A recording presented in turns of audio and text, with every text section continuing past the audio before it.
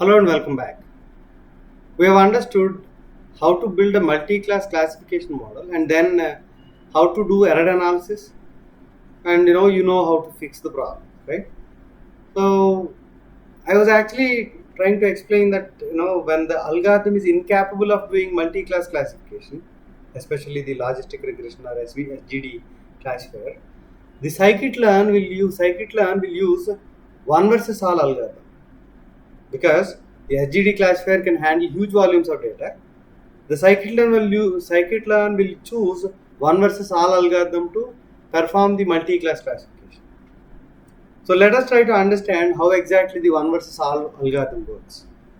So it creates binary classifier for each class.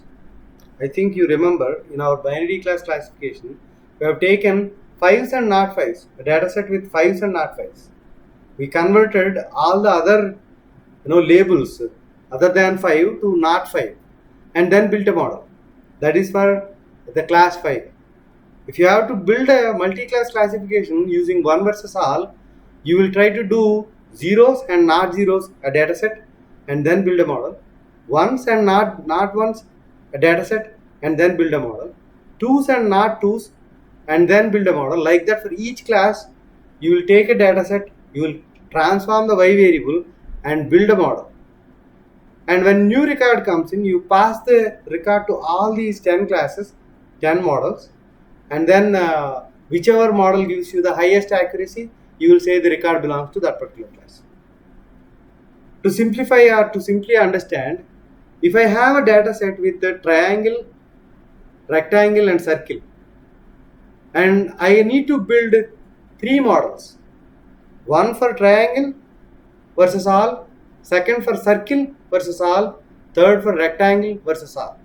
To build these 3 models, we need to take the data set and have triangle as it is, right? The records belonging to triangle as it is, and rest of the classes name them as other. Right? These two were belonging to circle. I named them as other, and these may be belonging to rectangle. I named them as other. We don't care what the other class is. So we transformed our y variable to triangle and other, and then build a model, a binary class classification model. See that to denote others, I have taken star, right? I don't care what the other class is, and I'll care about triangle and then build a model, which is which is going to give a decision boundary between other classes and the triangle class. So this is by passing this data with triangles and others, you will build a binary class classification model. And again, to build circle model, you will take circle and others. Rest of the triangle and the rectangular classes, I changed them to other. We transformed the y variable. That's it. We took the same data set, same size. We did not chop any records there. We have all records present in there. We are just changing the y variable to other than the circle and building a model. And for the rectangle also, we are keeping rectangle only, and rest of the labels we are changing to other and then building a model. So when a new record comes in, you pass to the first triangle versus all model, the circle versus all model, and rectangle versus all model, and whichever class gives you the highest probability, whichever model gives you the highest probability, you say the record belongs to that particular class. There are 3 categories here in the target variable. So you got 3 probabilities or 3 models. If you have 10 categories, you will have 10 models and 10 probabilities you will get. So that's how the one versus all class works. If we want to look at how to build a model with one versus all, we have that we have the provision in scikit-learn. In scikit-learn, multi-class is a module. In there we have one versus rest classifier, which takes the other classifiers as input. SGD classifier as input it took.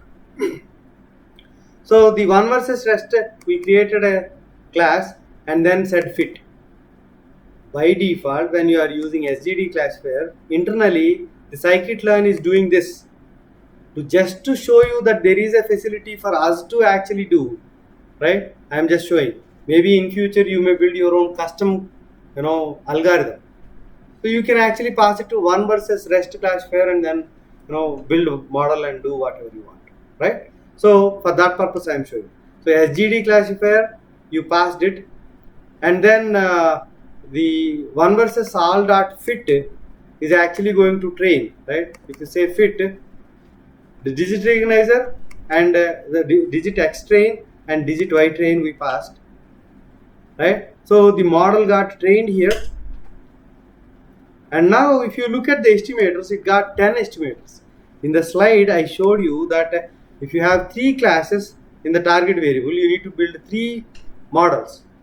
If you have 10 classes, in our data set we have got 10 classes from 0 to 10, we need to build 10 models. So the one versus rest classifier actually built 10 estimators, 10 models. And when you say predict prob I, it is going to give 10 probabilities. No, the first probability is outputted by 0 versus all data sets model. Second probability is outputted by 1 versus all data sets model. Third probability is emitted by 2 versus all model. Like that, 10 probabilities you will get. Whichever probability is high, the record belongs to that particular class. Argmax, I think you know that. Right? The decision function also gives you 10 decisions.